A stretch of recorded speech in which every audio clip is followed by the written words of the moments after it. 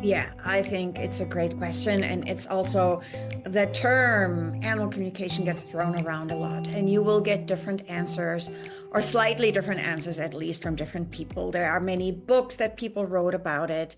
And I use the term because then people have kind of an idea about the niche of the work, you know. Um, I personally do not like the term animal communication. It implies that we talk to the animals, right? If I had to say, I would say what I do is receiving information. I'm an animal listener, right?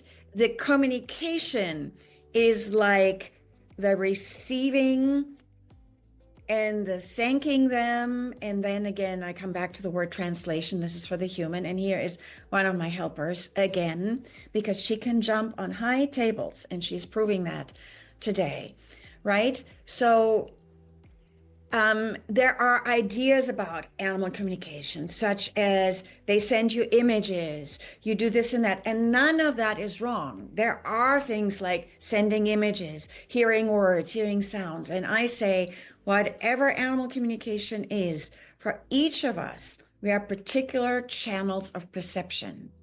And that is where the communication, or for me, the receiving of energy happens. In my case, I have multiple channels open all the time. I feel things in my body. I sometimes hear words. I see colors. I have images, you name it. And I don't discern that anymore. It comes all in like rapid fire information. And then I process. It's different channels. You might talk to other people, say a body worker, they feel things through the hands. I have a particular mythology that I developed that works for me, where I ask my clients to put their hands on an animal. And that to me is like a camera, like a psychic camera. I can work without.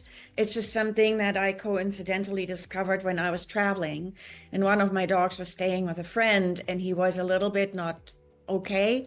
And so every time I talked to my friend, I said, put your hand on him.